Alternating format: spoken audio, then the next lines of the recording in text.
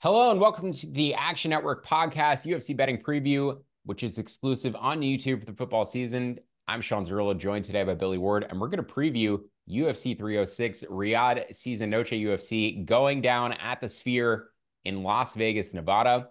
10-fight card on Saturday. Main event, bantamweight title bout between Merab Dvalishvili, sitting around a plus 118 underdog, the best available odds right now, and Sugar Sean O'Malley, minus 130, best available price for the current champion. O'Malley's taller, he's longer, 5-inch reach advantage, 4 inches taller, or I got this backwards, 5 inches taller, 4-inch reach advantage. He's also 3 years younger, but Merab is only 33. He's not just yet at that 35-year-old age cutoff where we've seen fighters at 35 and older go 2-23 in title fights at 170 pounds and below. And I do think recent fights for O'Malley, his knockout win over Sterling, has influenced this line. And why do I say that? Well, Aljamain Sterling was a minus 230 favorite against Sean O'Malley, and that's roughly where I expected Merab to be lined for this fight.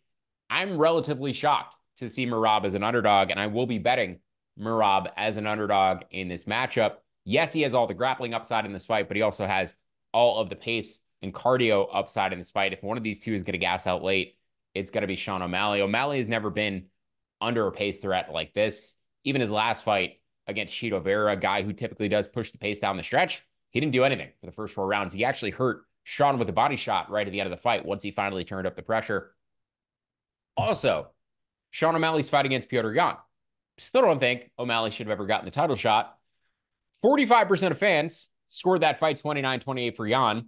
25.1% of fans scored that fight 30-27 for Yan. 24.9% of fans scored that fight 29-28 O'Malley. There were 26 media scorecards for that fight. One of them was for O'Malley. 7 were 30-27 Yan's.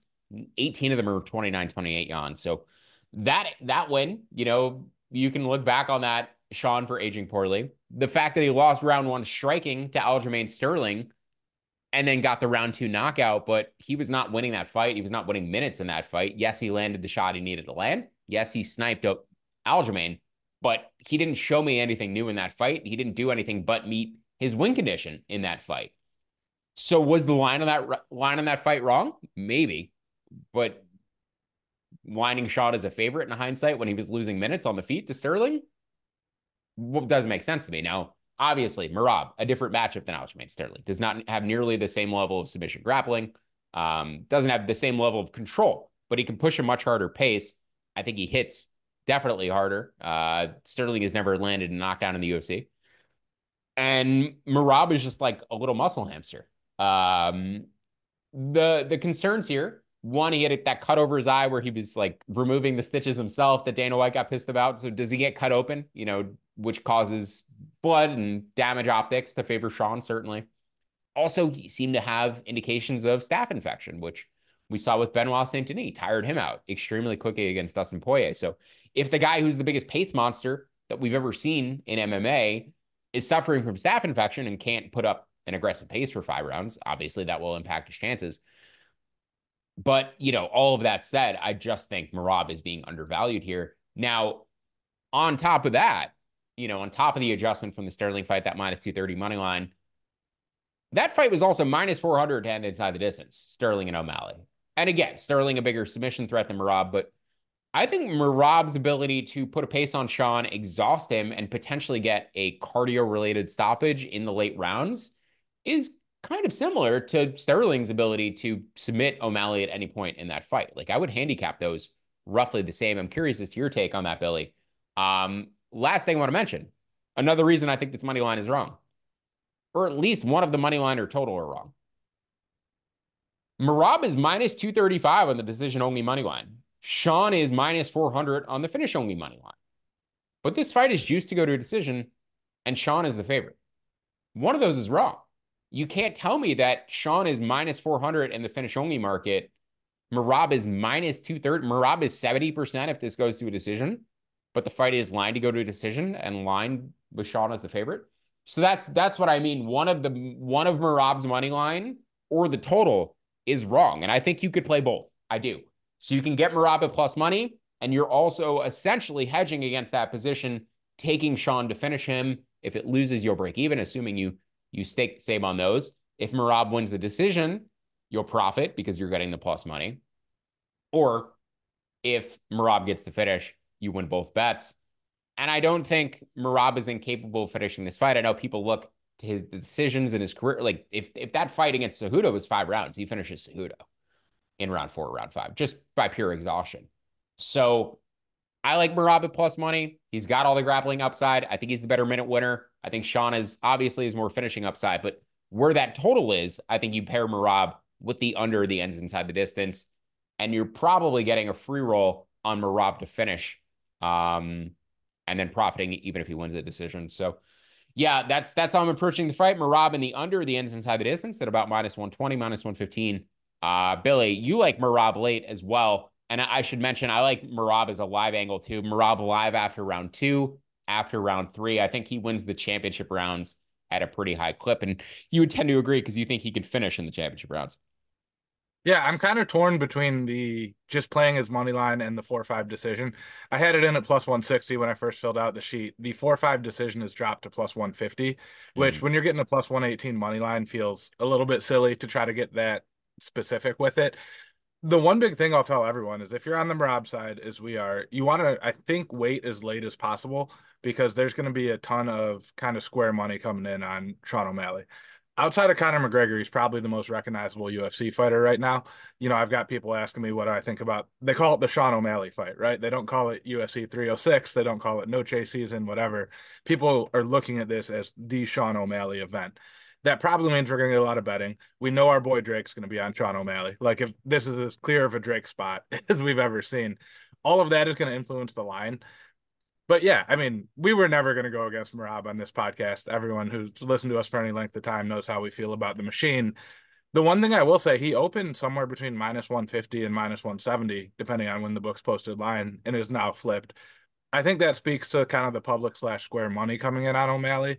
And also, Eric Richter, our former colleague, did a study a while ago that fighters that open as a favorite and close as an underdog win greater than 50% of the time. So basically, the opening lines tend to be more efficient than the public, at least in terms of MMA.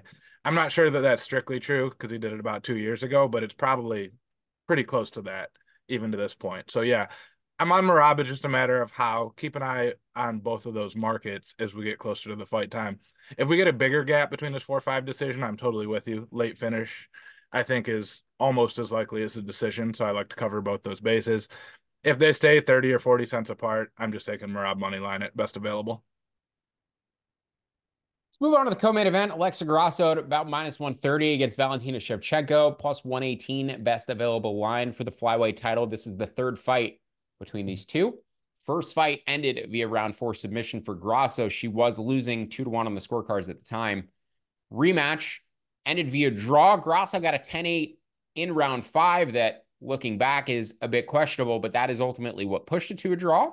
However, you know, looking at the fan scorecards, looking at the media scorecards, everybody thought it was basically a 50-50 fight. Round 4 was the swing round. That was the one round that people were judging for one fighter or the other. Every other round was clear. The one thing I will mention is that Shevchenko was winning minutes in round 2, but she got knocked down, and that knockdown swung the round for Grasso. So across, you know, the 9 rounds that they fought to date, Shevchenko has probably won 75% of the minutes in those rounds, but Grasso has gotten key moments which have swung rounds in her favor and also finished the fight the first time around. I think she still has more finishing upside in this fight because she's younger, and I think she's still getting a little bit better. I think Shevchenko, even though she did win minutes in the first 2 fights, is getting older and continuing to regress. She's now 36 years old. I mentioned the stat about fighters in male divisions, 170 pounds and below, 2-23 in title fights. Women's divisions, you know, doesn't matter quite to the same degree. Raquel Pennington won title in her late 30s. But, you know, that said, I think it's been evident with each fight, like, she's declining, she's regressing athletically. Grasso has the better tools for scoring optics in this fight as well because she has the boxing. She's going to land more head strikes. She has the home crowd in her favor. Shevchenko is reliant on kicks and spinning attacks and landing takedowns and getting top time here. Maybe she grapples a bit more aggressively than she did in previous fights, but I think Grasso's grappling is getting better. She's working directly with Diego Lopes, who we're going to talk about in a second. I think since she's been working with Diego, like she just has more confidence in her grappling. It actually makes me a bit worried about her potentially finishing the fight, if she's leveled up her offensive jiu-jitsu. But, as I said with Shevchenko, like maybe she tries to grapple a little bit more proactively in this fight because she is getting outboxed when they're at range. Um, but she's won the majority of the minutes by grappling. She's controlled Grasso for 32% of the minutes in these fights. 14 of the 44 minutes they've spent in the cage, she's spent in control position. But like to reiterate, she would have been up 3-0 headed into the championship round, Shevchenko, had she not gotten knocked down in round 2 last time. So I think Grasso is a good live bet. I think Grasso live after round 2, after round 3, I think she takes over in the second half of this fight. She's younger, continuing to improve. I actually like her to win a decision here at about plus 175. I made that line closer to plus 145. I know she's lost the majority of minutes in the first 2 fights. I think she wins the majority of the minutes in this fight. However, I also think these two don't really have any surprises for one another at this point. I'd like to go back and look at the decision rates in trilogy fights in the third fight in a trilogy series because I feel like it's relatively high. And even though there haven't been that many trilogies in the UFC, but I do feel like at this point, like what is left to surprise either one. So the goes to decision at minus 200. I made that line closer to minus 270. I'll probably be laying the juice on the GTD in the co-main event. Billy, I know you like Alexa Grasso as the favorite here. Do you kind of agree that Shevchenko just regressing, getting older, and Grasso should be continuing to prove she's 5 years younger? Yeah, I mean, it's a pure, well, one, there's the trends on rematches, which I'll get to in a second. Those kind of fall apart with trilogies. As you pointed out, there's just not enough to feel good about them. But yeah, 5.5 years younger. I didn't like the lead up to this fight where Grasso was kind of pushing to get this one in on numerous occasions where it didn't seem like Shevchenko was really that committed, wasn't signing the contract after Ultimate Fighter. Like, I don't know how much Shevchenko's heart is in it anymore. And we know how hard it is to re-win a title you've lost in the UFC. It happens very infrequently. That's why it was such a big deal when Adesanya did it. It just, your prime is so short in this sport. Valentina started so early, has so many miles on her body with all the kickboxing, boxing, Muay Thai fights she's had. And Grasso, I trust her camp a little bit more at this point to make those improvements because they've been on a tear. I mean, it's Ortega, or I'm sorry, Lopes, who we're going to talk about. Aldana is also on this card. Lupi Godinez, all relatively fast rising fighters over the last few years. They're doing something right at Lobo Gym. I'm not sure exactly what it is. If it's just Diego Lopes as a grappling coach has revolutionized stuff for him. Something's going right down there. Still 31, still hungry. It's, the Mexican Independence Day. We got the Mexican champion. It just feels like they're trending in opposite directions. And then to the rematches, the things that favor, they're the things that seem to matter in rematches. Younger fighter wins more often than the line implies, and the previous winner wins more often than the line implies. That gets tricky when we've got a draw thrown in the middle. I can't tell you if there's ever been another trilogy where it went win, draw, third. There probably was at some point, but not that I can think of. With that said, it still feels like that's pointing towards Grasso. So, only other thing I wanted to add, the stats on post 35 women's fighters aren't as conclusive, but we have such a small sample size there. I bet in 10 years or something, it'll match the men's to an extent. Maybe we adjust the weight classes down 1 or 2 because they're smaller to begin with. But other than that, I think that's going to come into play. Shevchenko's 36.5. I don't love that for her. So you can get minus 130 right now on Grasso. The line's been moving all over the place. Anywhere in there, I'm happy with. I wouldn't go too crazy with it. I do like the overs or the go to decisions or 4-5 decisions, stuff like that, if the line moves too much more. Let's move on to our fight of the night. Diego Lopes minus 180 against Brian Ortega at plus 165. This fight was rebooked from UFC 303. Ortega had taken that fight on short notice at 155 pounds and then couldn't make weight. And now they rebooked it at 145, curiously. Ortega was intent on moving up to 155. That's why they booked that fight for 155. Ortega's still going to move up to 155. Why is he fighting at 145? So Lopes is bigger, 3 inches taller, 3-inch reach advantage. He's the much better athlete. And I think Ortega's like athleticism, rolling his ankle, walking into the octagon, numerous injuries he's had to not pull out of fights with, but like taking long layoffs as a result of. taken a ton of damage throughout his career as well. I think Lopes is likely to finish this fight in round one pretty consistently. I bet him the first time, round one KO plus 700. I bet the under 1.5 at plus 170.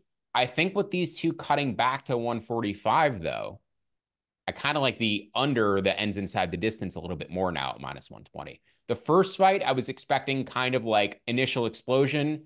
Maybe somebody falls. If not, probably goes over. Now I think there's more of a chance of a cardio oriented finish. So how does this one not finish? Ortega needs to grapple. He needs to get on top and he needs to hold Lopes down. He needs the top time Lopes to win this fight, more likely than not. I don't really see him finishing Lopes consistently. I don't see him winning extended striking exchanges. I think they can scramble on the ground or, roll on the ground with one another. I think Ortega can be the stronger man and just end up on top, probably defending submissions, though, because Lopes is very happy to accept takedowns because he has such a dangerous guard game. So love to see these two grapple selfishly. But personally, betting on the fight, I think I'd prefer Lopes just to sprawl and brawl and knock him out standing with some uppercuts. So yes, as I said, I bet round one plus 650, under 1.5 in the first fight. The lines have moved up on both of those 10 cents or 10 cents, 50 cents. The under 1.5 now plus 170 instead of 165. The KO plus 700 for round one instead of plus 650. So I'm going to take those price adjustments. This is the same things I bet in the first booking, but I'm also going to bet the fight to end inside the distance at minus 120. And I'll take a look at Lopes inside the distance at plus 310. I like all those bets. I think Lopes is the likelier finisher of the two, though, unless he gasses out down the stretch, which he did a little bit against Dan Ige. Dan Ige came back and won round three. And if these two are forced to grapple, he may tire out a little bit quicker. So yeah, I like Lopes to finish the fight. I like the fight to end inside the distance. Billy, you like Lopes on the money line? Are you seeing the same things I'm seeing with Ortega's athleticism? He just kind of looks shot at this point in his career. Yeah, I saw somewhere on Twitter this week that Brian Ortega at this point is held together by Scotch tape and eagle metaphors, which I thought was really funny because we all know that eagle story that was made up. Yeah, go look that up. We don't need to explain the whole thing here. And that's such a big part of it. It's cool that those skills are there and he wants to do it, but if your body fails you, you just can't perform the way you used to.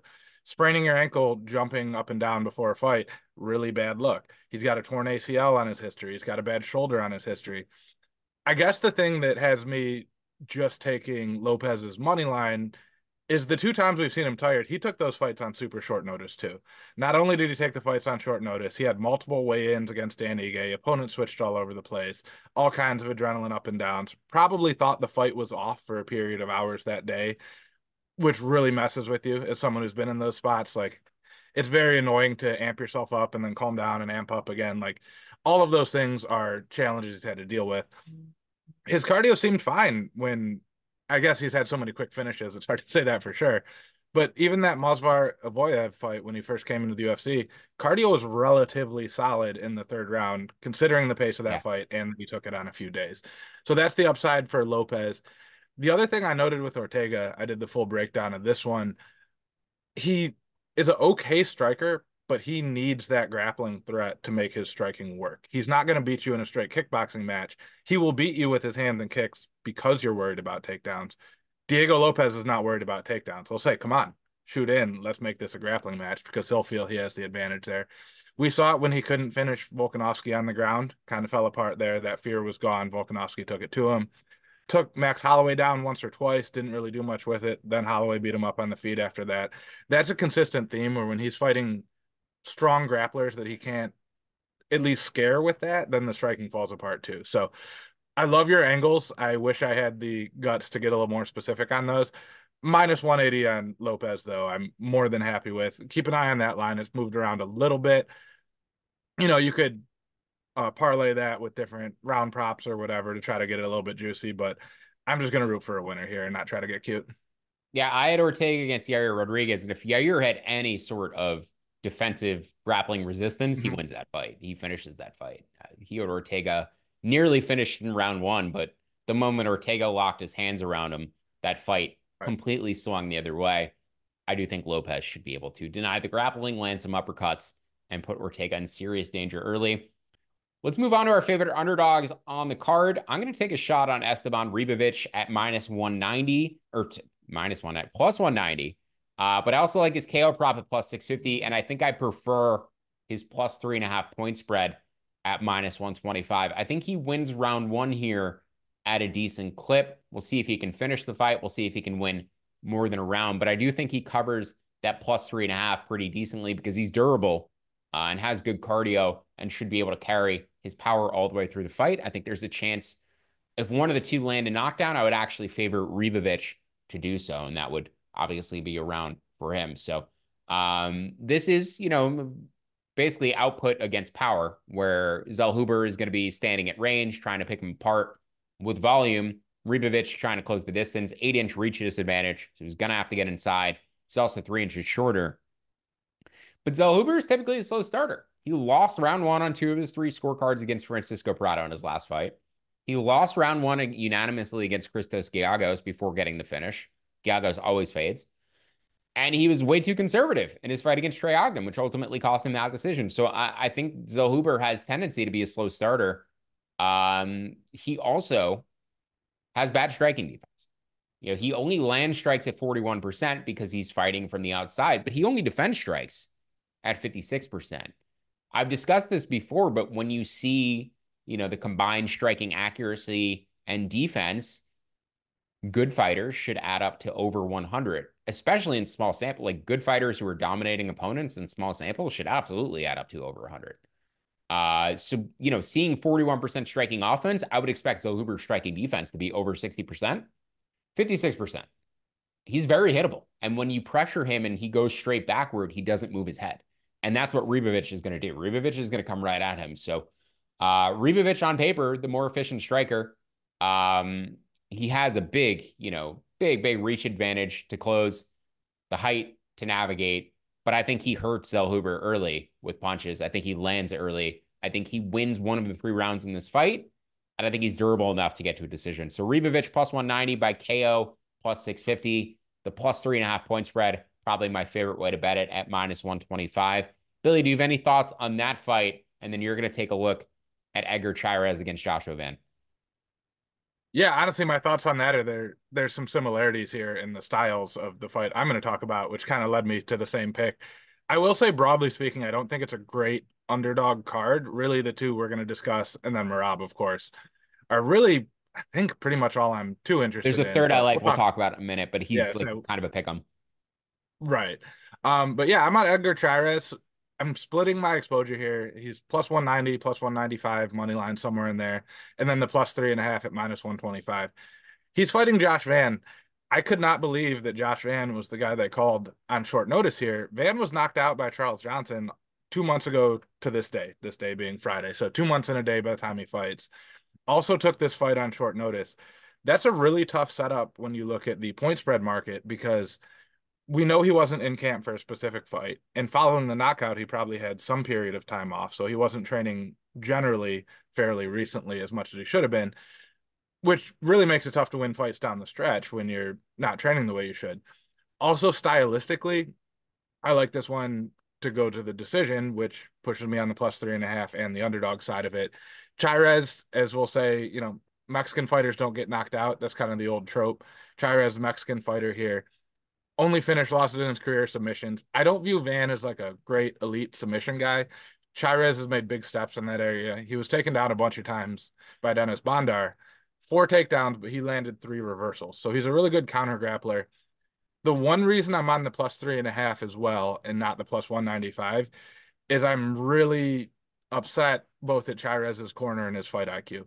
When he fought Tetsuro Taira, he kept looking for guillotines. They weren't there. And then he goes back to his corner and they go, you almost had it. Do it again. Like, no, you didn't almost have it. You were in half guard and then got mounted and gave away a round that had been competitive up to that point.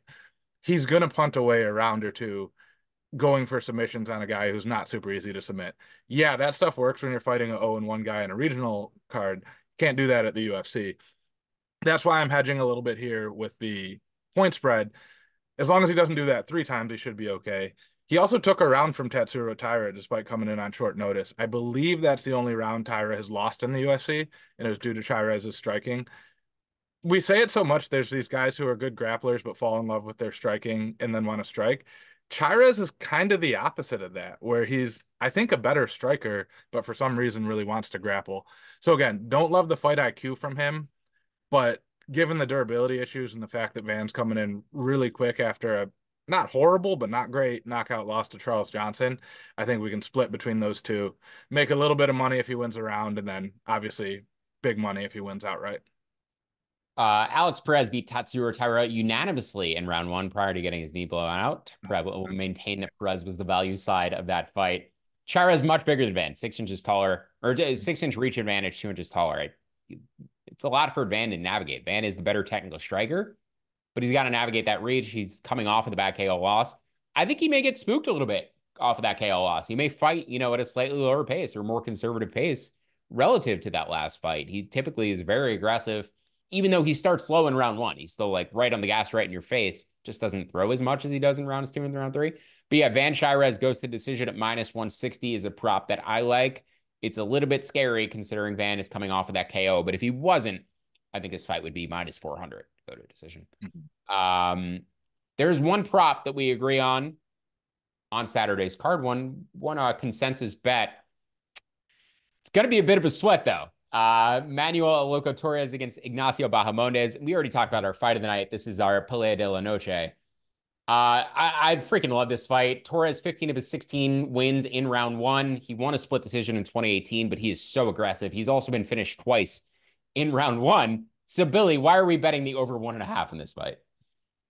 I believe I said it in the last fight, but Mexicans don't get knocked out, and that's that's the reason that the 1.5 would fail. Nacho's not actually Mexican. He is Chilean, I believe, but close enough. We could round that out to Hispanic fighters don't get knocked out. Manuel Torres is going to come out like a bat out of hell. Nacho's never been knocked out. He's got a huge reach advantage. He's going to keep him at range. Nacho is a really good submission grappler who I don't know if he's ever even attempted a takedown in the UFC. He's certainly never landed one. If he doesn't have someone who's going to grapple with him, we don't have to worry about those submissions.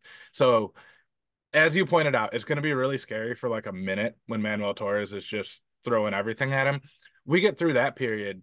I think it's going to be a relatively measured striking fight with Nacho staying at range, trying to pick him apart. Torres is the less defensively responsible fighter here. We see him get clipped here and there, but his chin is held up so far. There's going to be a day where it doesn't. I don't think it's here against a fighter who's kind of sniping on him and not just throwing a ton in his face to make him react to. So there's going to be a time very soon where I'm betting on Manuel Torres to get knocked out. Won't be this time, though. Yeah, I like the over 1.5 as well. I also, though, like Bahamondes by decision of +600, and I like Bahamondes live after round one. I think he takes over this fight after round one. Yeah, even his round 2, round 3 props could be of interest. Well, the one reason why I'm probably not going to play those, I think he's just as likely to finish Torres in round 1, actually, as he is in rounds 2 and rounds 3. Torres has, gotten hurt. He got clipped bad by Chris Duncan. I've seen him hurt in other fights early. He's super reckless. So if he gets finished himself in round 1, I know Billy just said he doesn't see it happening in this fight, but if it does, I'm not going to be extremely shocked. Right. And I don't think I want to tie pre-fight bets to Bahamondes in rounds 2 and rounds 3. Maybe I'll take Bahamondes an over half a round. I'll take a look at that same game parlay because that could be interesting for sure. Because he might just be defending for the first 2.5 minutes. He defends takedowns well, 85% in his UFC run thus far. He has not attempted a takedown, as you had inquired. He has not shot one of his own, but he does have good submission skills. And I think he's, pretty confident and comfortable on the ground if he does get taken down and may ride out the round from his back. But after round 1, I think Bahamondes takes over. So definitely like Bahamondes pre-fight a little bit at +110, but I'd prefer the over 1.5 if you're going to go that direction. And then Bahamondes by decision +600, probably a round robin piece for me. And then live after round 1, maybe the best entry point for any live bet on this card. Fading Torres after the first round. As I said, 14 of his 15 wins have come inside of round 1. Other than that, he won a split. Let's move on to our best bets or our final bets for this card. I think these are more final bets for UFC 306. We are head-to-head on one fight. But let's start off with Norman Dumont at -110, -105 against Irene Aldana, who's in the same range, -115. I think Aldana has moved to a slight favorite on the juice side. Tell me why you like the Dumont side of that fight, Billy. Yeah, it's a pick 'em fight. We have one fighter who's younger and has the grappling upside, and that's Norma Dumont. I think she's going to have an athletic edge here too. You know, they both, I think, have had some struggles with weight and had fought at 45 at different points. But Dumont, very big 135er, made 135 last time. So this is a good one to watch the weigh-ins because if she looks bad on the scale, that would probably prevent me from betting it. But other than that, I think she's the better athlete, a little bit stronger, and can grapple. So that's enough for me in what should be a relatively close fight. I also think Aldana's weird upkick knockout has kind of skewed everyone's perception of her. Like that will never happen again. Everyone needs to understand that. Like it's never happened before. She did it. It was awesome, but let's not bake that into our handicapping too much. Yeah, I was on her in that fight. That was definitely a lucky win. But then I was against her with Carol Hosa, and Carol Hosa was beating the crap out of her for a round. And Aldana had an all-time comeback in rounds 2 and rounds 3. Phenomenal fight. You should go check that one out if you're looking for a fun fight to watch. As a preview for this card, Aldana and Rosa was one of the best fights of the past couple of years. They just went toe-to-toe, slugged it out, landed over 350 strikes combined in that fight. My best bet on this fight, or on this card, is Merab.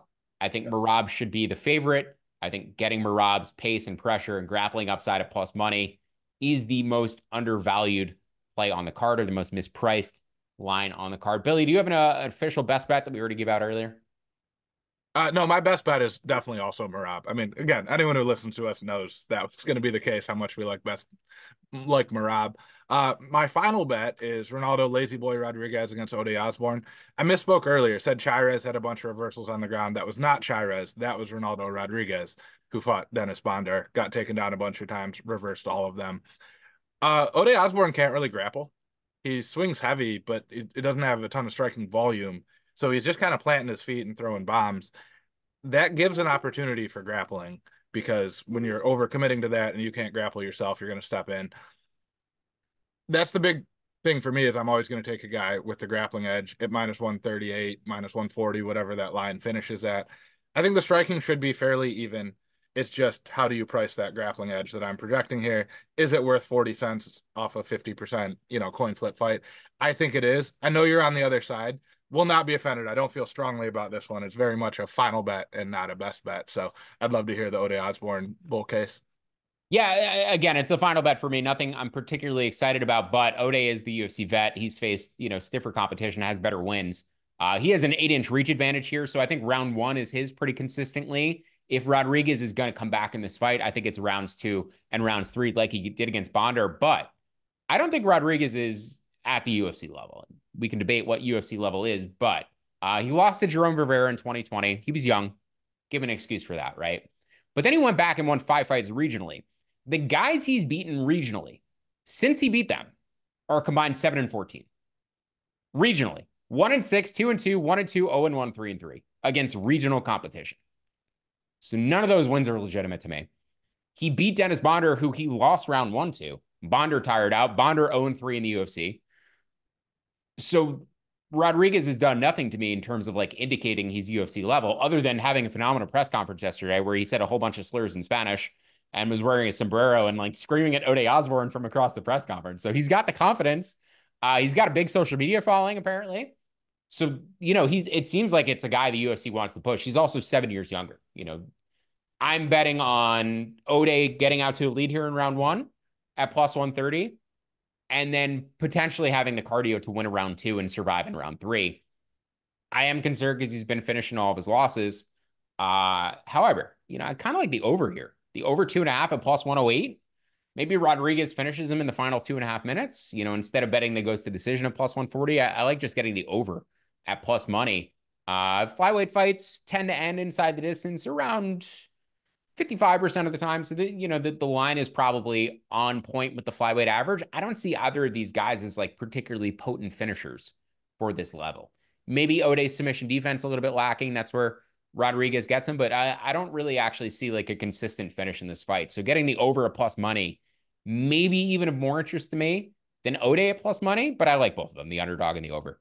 So I'll probably be sprinkling both, splitting both. Not sure exactly how I'm going to play them, but yeah, the regional wins for Rodriguez, for me, the guys he's beat, it's cans. And I really think his run has been quite soft at this point. So we'll see how it plays out on Saturday. That'll do it for our UFC betting preview on the Action Network YouTube channel. You can find more UFC betting content from me and Billy on actionnetwork.com and in the Action Network app. Make sure to download the free award-winning Action Network app. If you haven't already, subscribe to Action Pro and access our projections, get all of our bet notifications from our Action Network experts quicker. You can use promo code POD20 for $20 off of an annual subscription. Best of luck with all of your bets this weekend. Enjoy the violence. Thank you for listening. We'll see you back here in 2 weeks to preview Renato Money Moicano against Benoit Saint-Denis.